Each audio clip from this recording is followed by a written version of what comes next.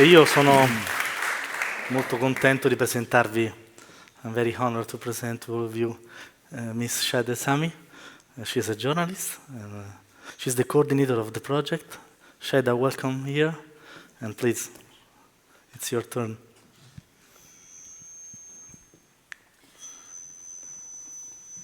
Ciao. It's working? Yes. I'm very excited to be here.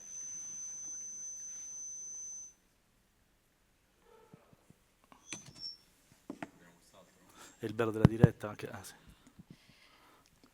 So, ciao. I'm very, very excited to be here, and I think after the Zina speech, you can understand why I'm excited. Journalism to empower women in conflict zone is neither one sample subject, nor a mere idea, nor one technique.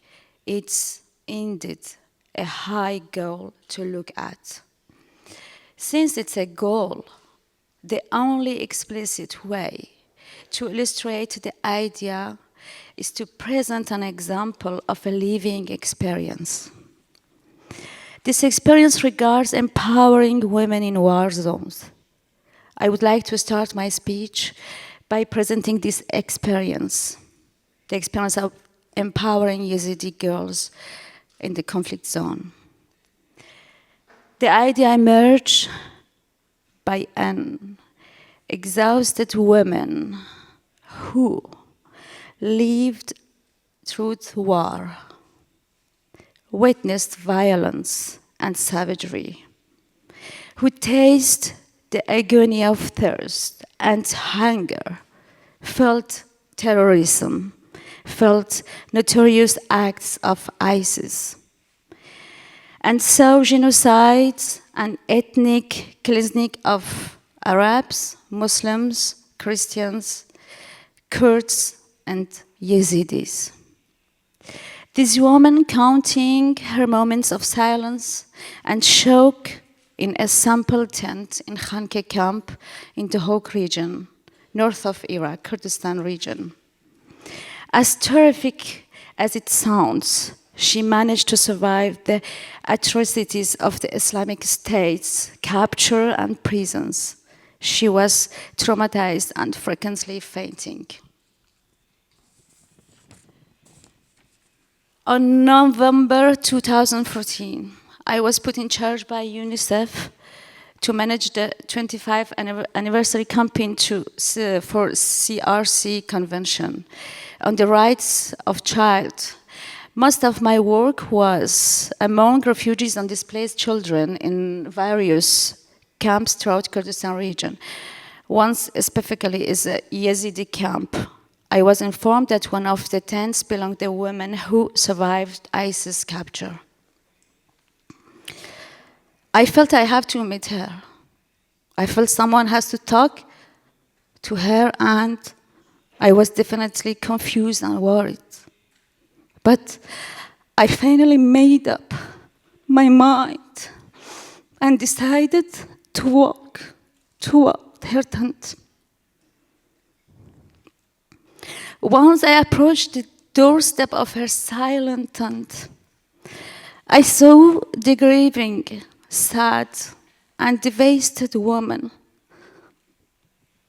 But she suddenly burst, and with a voice full of sorrow, shouted in her Yazidi accent,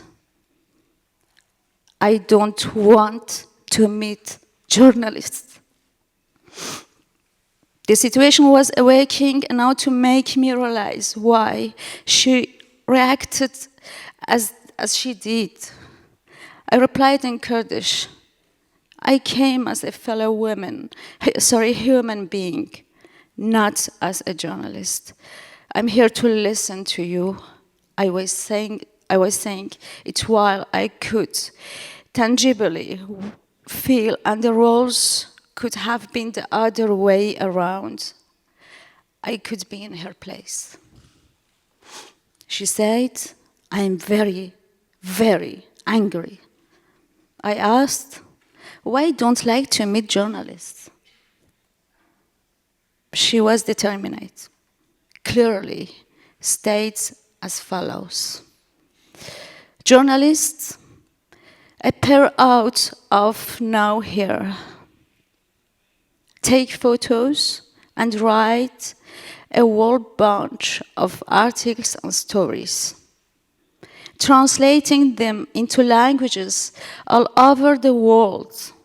But we, as the essence and heart of the event, are kept aside and literally nothing happens to us. We are as good as dead. We barely even know that they write about us.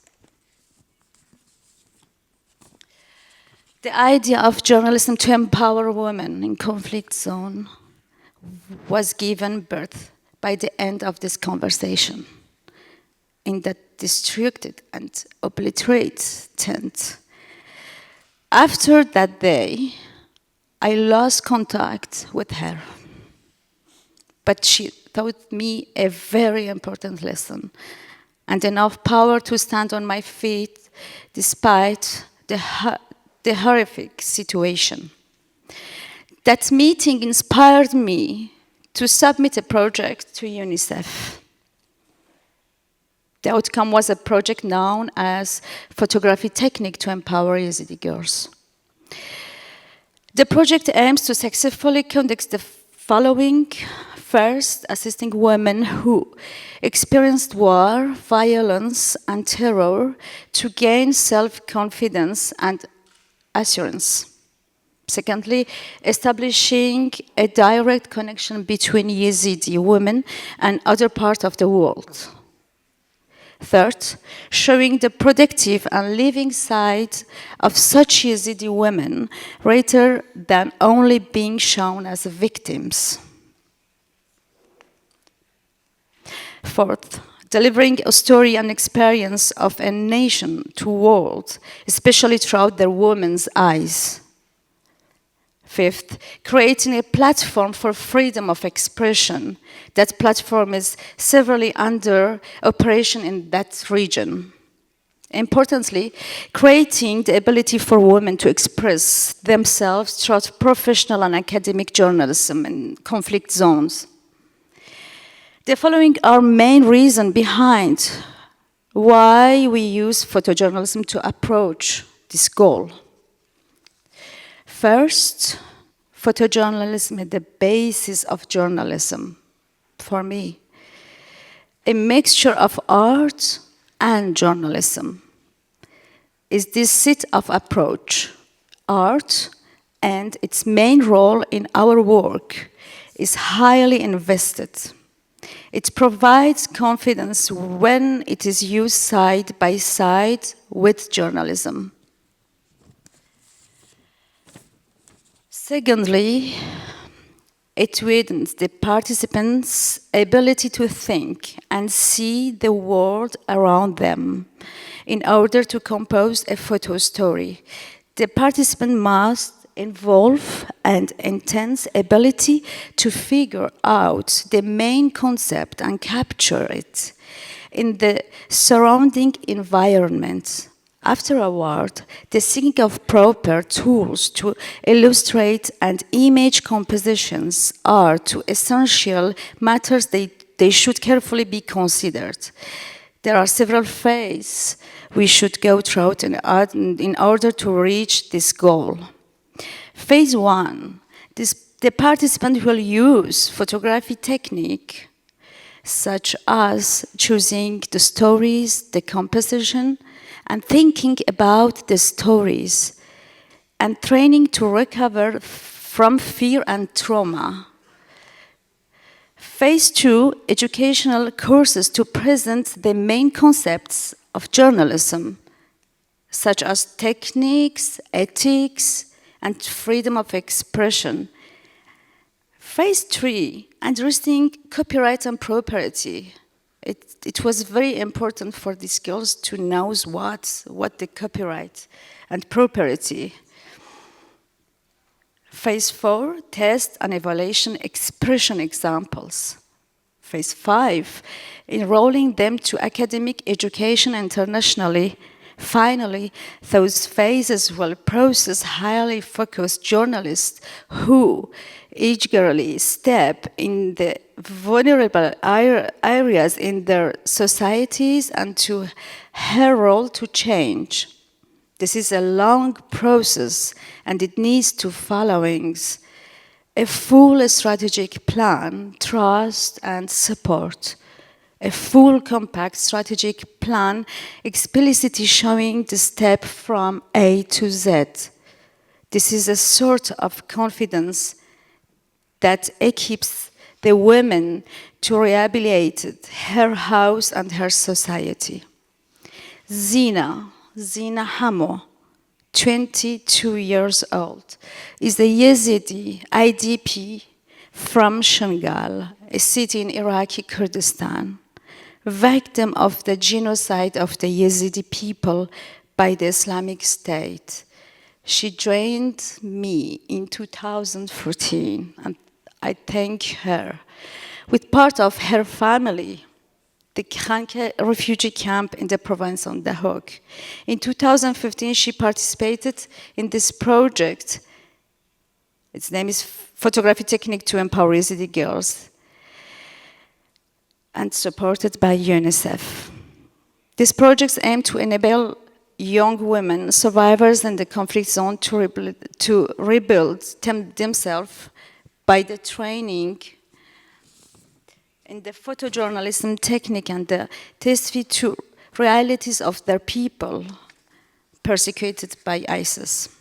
In 2016, at the end of this project, the photo story of life in Khanke camp was exhibited in several places in Iraqi Kurdistan, including the American University of Suleimaniya at the first international conference on the theme of Yazidi people in 2017.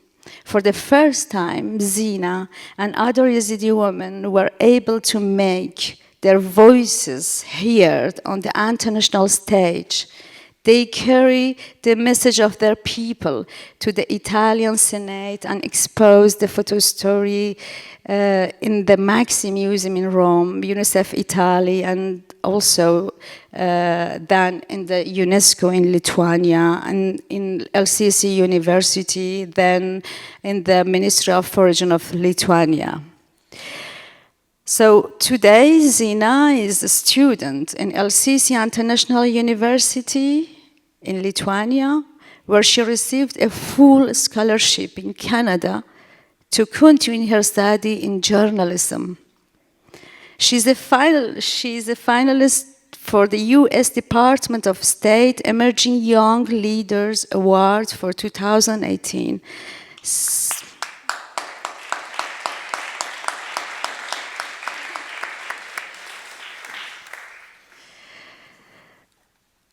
Our work has just begun.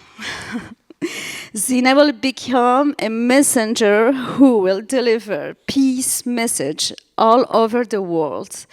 She will carry her message as a professional journalist and then heading back to her country to empower our other women. Zina is a messenger of peace who carried voices of women in conflict zone.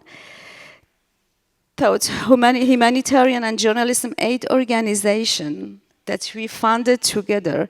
She's working on a new project called Journalism to Empower Women in the Conflict Zone. This project needs support by all means, starting from single individual and volunteers, and hopefully to organization, academic and governmental level. That support will convert muffled voice of Yazidi girls in refugee camp to high and free voices. The support will empower them by education them and providing art and journalism skills. These skills which are needed to prosper and represent nation beyond borders and reach their voices in international journalism festival in Italy. Thank you very much for organizing this festival and to invite us. I would like to thank UNICEF, ANSA Agency, International Journalism Festival, Italian government, Ministry of Defense, Madame Pinotti, and also LCC University in Lithuania to give her this chance to have the scholarship in Canada. And also I thank the KRG, Kurdistan Region government, who was our partner since our project. And also I thank very much the US state to invite us to apply for this award. And I would like invite Zina to complete my presentation and tell her story. Thank you very much.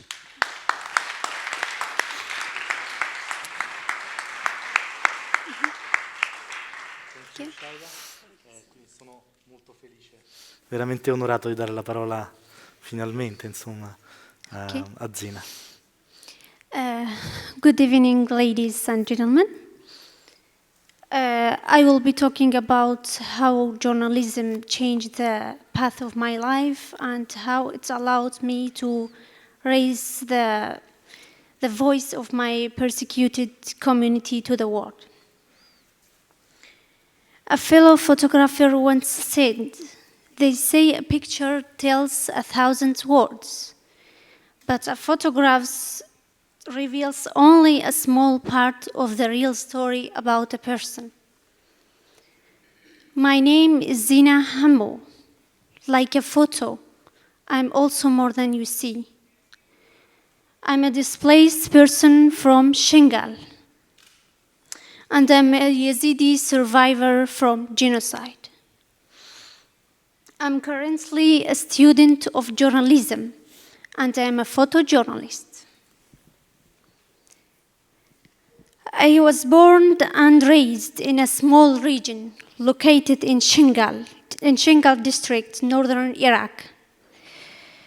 A girl who was happily spending her simple life among her family, friends, and neighbors. I had a dream that one day I could become a doctor. However, when I became 18 years old and in the last grade of high school, a series of unexpected events happened very quickly. First, my father passed away. And then, 1 week later, on August 3rd, 2014, the Islamic State's army attacked Shingal city and swiftly seized the entire region. The loss of my father impacted me harshly. I was grieving and felt hopeless and powerless. In a black and brown dress, I visited his grave, which was located nearby Shingal mountain. I could visit him only once, because 1 week later, during an attack by the Islamic State, the city and the entire region was captured in just a few hours. The Yazidi people has suffered numerous genocides in history, but this time was very scary and horrible. It was a period of time that made all Yazidi families to be on standby, waiting to run at any moment. While I was in the bed, I heard shouts and cries outside. My mother woke us up and asked us to get ready and leave. A friend of my brother called and urged us to pack some water and food. He said, "ISIS is killing and arresting everyone they see on sight. Watch your girls and women." For a while, we were confused and scared. My uncle and brother decided to follow the exodus of people who were leaving the city to take refuges to the mountain. My mother and my pregnant sister-in-law with small children, and we rushed and crammed ourselves into my uncle's car and took off, and the rest of family started to walk. I was sitting in the car watching people hysterically running. Pregnant women and children trying to take heavy steps on a steep mountain. After a few minutes, we had to get rid of the car and climb the rest of the way to the top of mountain. I still can remember a woman who was sitting by the roadside, burst in tears, shouting that her daughter was captured and her son was killed. It took us 2 days to get to safety at the top. We had to push ourselves and walk. But we had neither water nor food. We were getting dehydrated and exhausted. I lost contact with my brothers on the way. Then I was lucky to find them again on the top of mountain. I was lucky, unlike many others. We kept hearing whispers and rumors that Islamic State arrested a large number of girls and women. We heard news that they separated the children to be transferred to prearranged warehouses. The men were executed. Children were collapsing of hunger and thirst. I can also remember how glad we were to find fig trees. The mothers desperately plucked the raw figs to feed their children, but it caused their lips to agitate and swollen. We spent 11 days between the fear of imminent ISIS attacks and dehydration of plus 40 Celsius in the midsummer. On August 12th, we received the first round of food drops. The second time, people were not so lucky. The aircrafts came at nighttime in midst of darkness. They did not have exact coordination to drop the food supplies. Many of them were accidentally fallen over people. The drops caused chaos. Family members were separated and children lost their ways. My mother grabbed me and my nephews and other siblings to stay together under a tree. We woke up the next day realizing the outrage at night cost the woman her life and her husband broke his back. On August 13th, 2014, we managed to walk through a safe way that was opened by Kurdish female fighters through the Syrian border. We were then loaded up in trucks to the Iraqi border, eventually to an area known as Khanke in Duhok province in Kurdistan region. It was then we realized that we are a handful of Yazidi survivors who were not killed or kidnapped. The Islamic State carried out a systematic genocide campaign which resulted in wiping out most of the ethnic groups. A large number of girls were captured as sex slaves and were sold in markets. Our young and youth boys were captured and forcibly enrolled in ISIS military camps. 1 month in the refugee camp, we met 2 girls, 15 and 16 years old, who managed to escape ISIS prisons. They were abused and traumatized. My sister and I volunteered to help those girls and those people. We took part in Ammar Foundation. I was totally hopeless. Life was dimmed and dark. I felt I'm dead and there's no good thing left in life for us. Suddenly, in the depression of desperation, I heard about a woman who wants to start photography training course in the camp. I never heard of such a course. She said, I want to create journalists out of these Yazidi women. And she was Shayda Hessami. Shayda Hessami wasn't merely aiming to train photographers, but also to empower Yazidi girls and give them a solid platform to stand on. She had many other plans beyond ours.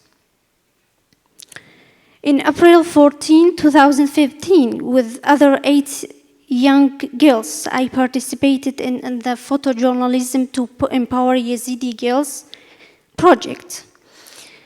After 2 months, I became the representative of the group. And we started the second step with more workshops and master classes with other 12 girls.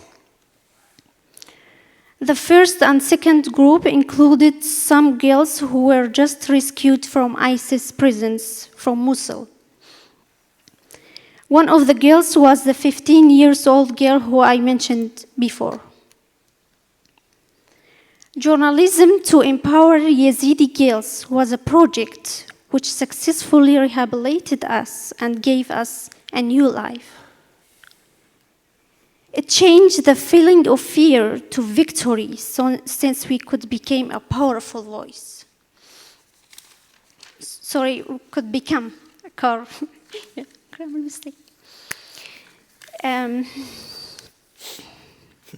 I'm the representative of those girls. I carry the voice of a nation who struggles to live by their unique culture, identity, language, and religion. An ethnic group which wants to live peacefully. I'm standing here, sitting here in front of you to deliver a message. We need to work together to build peace and justice. This program has explicitly proven that despite the fact Yazidi women survived war atrocities, violence, and genocides, they will certainly thrive if they were given a chance, proper training, and an opportunity to express themselves.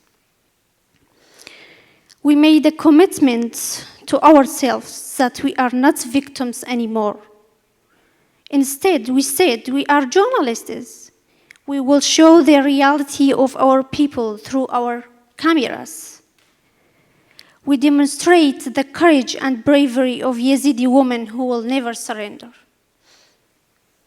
Shayda Hessami and I are working hand in hand with AJ organization, planning to empower women by providing sufficient journalism techniques training in order to make this the tangible reality.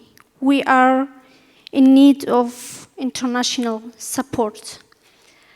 So, sincerely, I would like to thank all our supporters who has been taking a part of our success, and I want to say grazie. Grazie to International Journalism Festival, grazie to UNICEF organization, to ANSA agency, for giving me this chance to be the voice of this persecuted community and to be with a very big international journalism festival for the first time. I'm so happy to be here, and this is the second time I'm in Italy. I love Italy so much. Grazie. Veramente brava.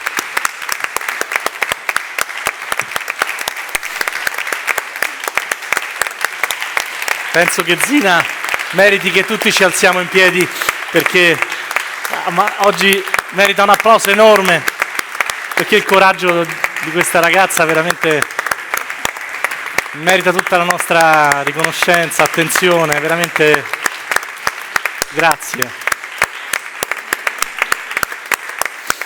Veramente grazie. Direttore, insomma, è difficile adesso, ci restano 10 minuti, ma insomma, siamo tutti un po' così, colpiti. Mentre ascoltavo pensavo che ad un parallelismo anche molto semplice, no? Noi vediamo spesso Malala, che ha vinto il premio Nobel, girare il mondo, no? Con questo grande messaggio sull'istruzione, dopo tutto quello che ha visto. E poi ascolto Zina e la rivedo 1000 volte, no? La rivedo nel coraggio delle sue parole, probabilmente dentro un fenomeno che è un genocidio, perché poi le Nazioni Unite hanno definito la vicenda Yazida come un genocidio qualche anno fa, quindi lo possiamo definire come tale. Questo è un po' come la vicenda delle armi chimiche, chi è stato e chi non è stato. Lì sono 7 anni che ammazzano tutti. Ecco, il coraggio di Zina, il suo stand, prima dicevamo con Shayda, l'abbiamo vista 2 anni fa, oggi sembra veramente una leader globale, per come parla, per il coraggio, per la forza, per l'inglese, è cresciuta moltissimo, no? Ecco, però abbiamo queste figure straordinarie, direttore, che ci lasciano senza parole. Sì, ci lasciano senza parole e come dicevo prima, è una lezione quella che lei ci fa, non so, è una lezione perché ha una forza impensabile, incredibile e il fatto che lei abbia trovato nel giornalismo una forma di comunicazione e anche il coraggio di raccontarsi. Io credo che sia molto difficile per lei raccontare se stessa, io immagino che sia molto coinvolgente e mi dispiace anche che in qualche modo noi l'abbiamo portata a farlo, perché non deve essere semplice. Io spero che l'aiuti anche, perché certamente ha un passato pesantissimo, però guarda al futuro e guarda al futuro attraverso il lavoro che faccio io, che quasi mi vergogno a dirlo, perché lei vive una cosa completamente differente. Io sono molto sereno, tranquillo a Roma con la Salvini, la politica e la crisi di governo e mi sento veramente inadeguato di fronte a tutto questo, però io la voglio ringraziare perché veramente ci dà una grande forza, una grande speranza per i giovani, per il giornalismo e anche per il messaggio politico che dà, di tolleranza e di pace. Poi quello che noi riusciremo a fare sta nelle nostre coscienze, noi siamo impegnati e faremo ancora delle cose con lei perché ci crediamo e penso che possa diventare veramente una storia da raccontare e una persona da aiutare. Assolutamente sì. Abbiamo 5 minuti, direi che se c'è qualcuno in sala che vuole fare una domanda, oppure se immagino non sia facile dopo quello che abbiamo ascoltato, però prego. Aspetti.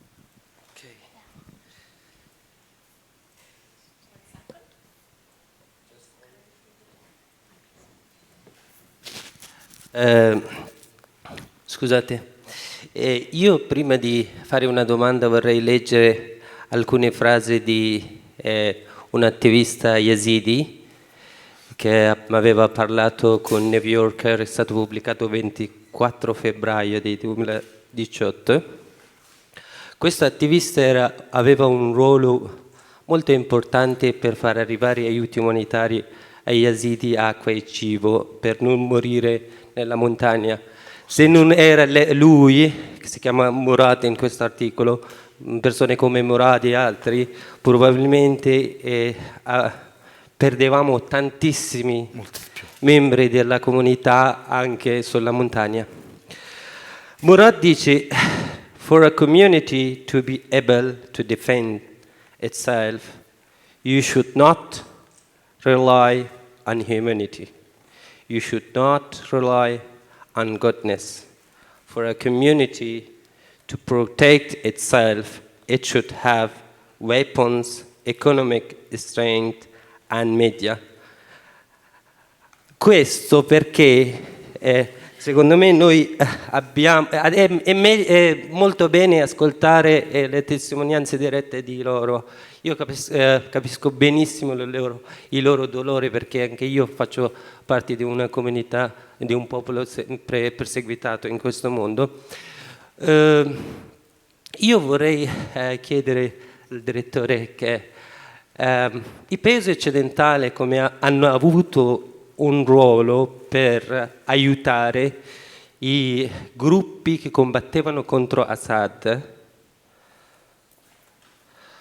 e poi quei aiuti che ha avuto un ruolo molto importante per nascere ISIS e poi il genocidio. Non poteva aiutare il popolo siriano in modo diverso, al posto di dare soldi e armi per i gruppi che potevano diventare una minaccia e poi di causare come genocidio di Yazidi e altre cose. Grazie. Prego. La risposta è molto semplice, sì. Vediamo in questi giorni, in queste ore, qual è il risultato ai noi della politica che è stata fatta dall'Occidente sulla Siria, e non soltanto sulla Siria. E in particolare a me colpisce tantissimo poi l'assenza della civiltà europea, dell'Europa in questo dibattito, in questi giorni. C'è chi sta giocando alla guerra sulla pelle dei siriani, del popolo siriano, attraverso Twitter, giocando con i missili, e l'Europa tace. Sicuramente gli errori sono... E noi siamo qui e cerchiamo di testimoniare, di parlare e di raccontare questi errori. Poi purtroppo i governi decidono e la politica si fa altrove, non siamo noi che la determiniamo, però noi siamo, e credo che il nostro mestiere sia uno degli elementi importanti, è quello di denunciare. Chi può, chi vuole, ciascuno lo fa per la propria testata, andando, registrando, raccontando, e credo che sia stato raccontato, insomma, non è che la stampa non abbia raccontato qual è stato il dramma del popolo siriano e quali sono stati i drammatici errori che gli Stati Uniti, e la Russia e tutti hanno fatto in questi anni. Quindi sì, la risposta è sì, assolutamente. Un'altra domanda, prego. Prego.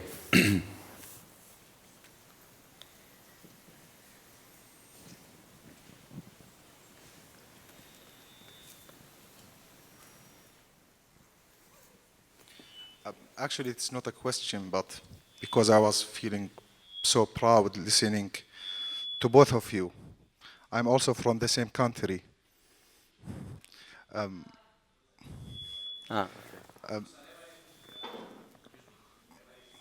Okay.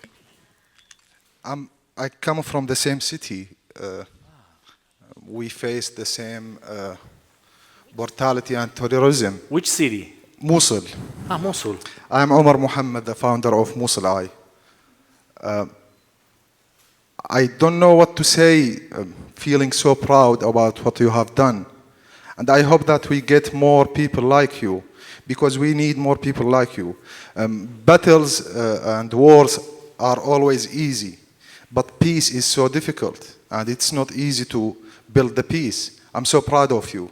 Thank you so much.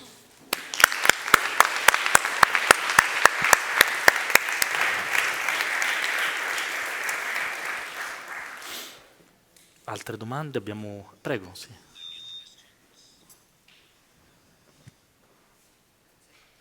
Si sente? Sì. Allora, Sì, prego. io vengo dall'Afghanistan, sono un filmmaker, poi tra qualche giorno avremo anche dopodomani il nostro panel. La mia domanda era, siccome ultimamente in Afghanistan, in un paese in cui la comunità internazionale, diversi paesi sono lì, si occupano della questione dell'Afghanistan, è un genocidio di un popolo che si chiama Hazara, sta andando avanti e nessuno ne parla. È più o meno la stessa cosa che è successo al popolo Yazidi, peggio di quello sta succedendo ormai da qualche anno sul popolo Hazara.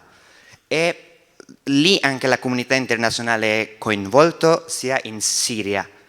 Poi come si fa a poter arrivare al mondo a far accettare questo crimine dell'umanità come genocidio, considerando il numero così grande del popolo uccisi, specialmente dopo la presenza dei cosiddetti ISIS, che anche si sono trovati ultimamente in Afghanistan, e i talebani che ogni giorno, solo in questi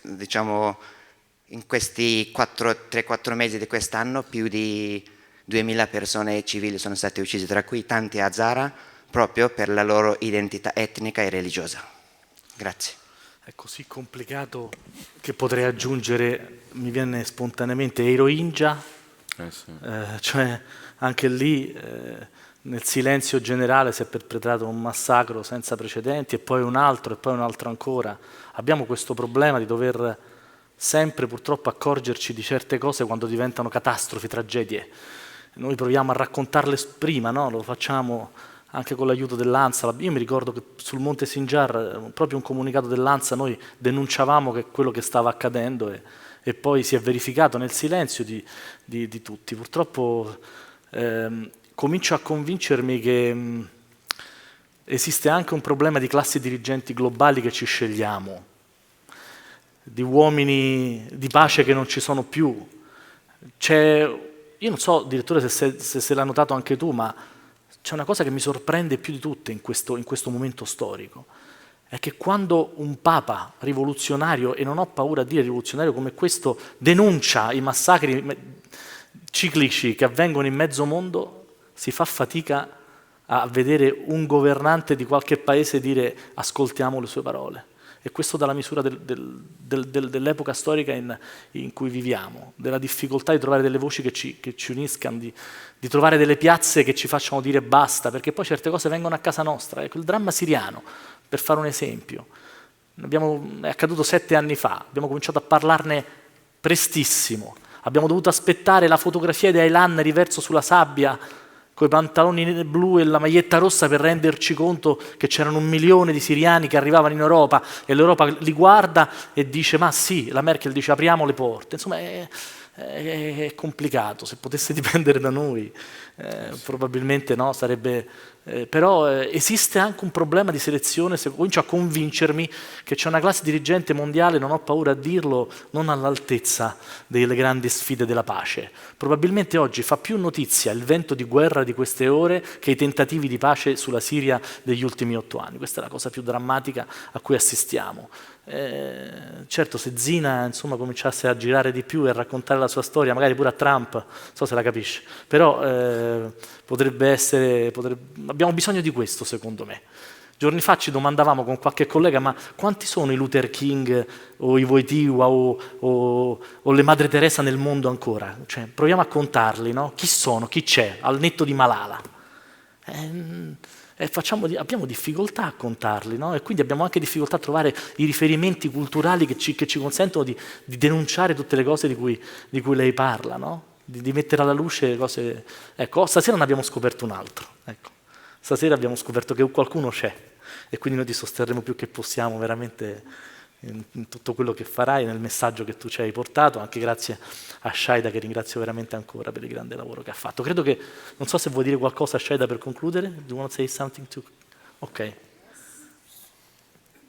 Thank you so much. Thank you for you also. I will just add this information that Zina is our ambassador, is the ambassador of humanitarian aid and journalism organization in France. And we have this plan to go into Afghanistan, to Mosul, to Kurdistan region, to Syria, to Lebanon, to empower the other women. This is our program for 4 and for 5 years. And Zina, she will going to Washington D.C. in 3 weeks to participate in the very good program, and she can work in this program. Then she will come back to Iraq to doing some photo stories, and then she will be a student, but she is also ambassador. And our goal goal is to empower these women in this zone to find themselves before. I teach, in total, I teach 25 girls about this program. Just one of these girls is here. I think we hope one of them, Khulud, can also come with us. But the others, they didn't, or maybe they cannot, or they don't have the opportunity to become journalists. But these girls can have the opportunity to give their positive energy that they bring with this program to going out of trauma and to find themselves in their life. I remember when I met Zina for the first time, she was very, very shy. She was a little girl. When I asked her, "What's your name?" she told me, "Hello, madam. I'm Zina Hassan. I'm from Shingal. I'm living in Khanke camp. Thank you." That was a little girl like that, and she couldn't express herself, and now she's speaking English very, very good than me, and I'm very happy to see Zina here. Zina is not just a Yazidi girl.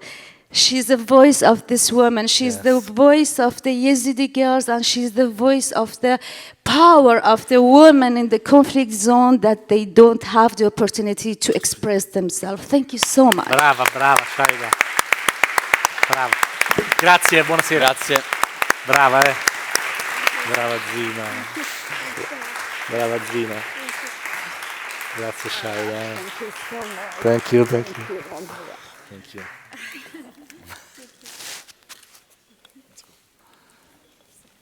Grazie. Brava Zina.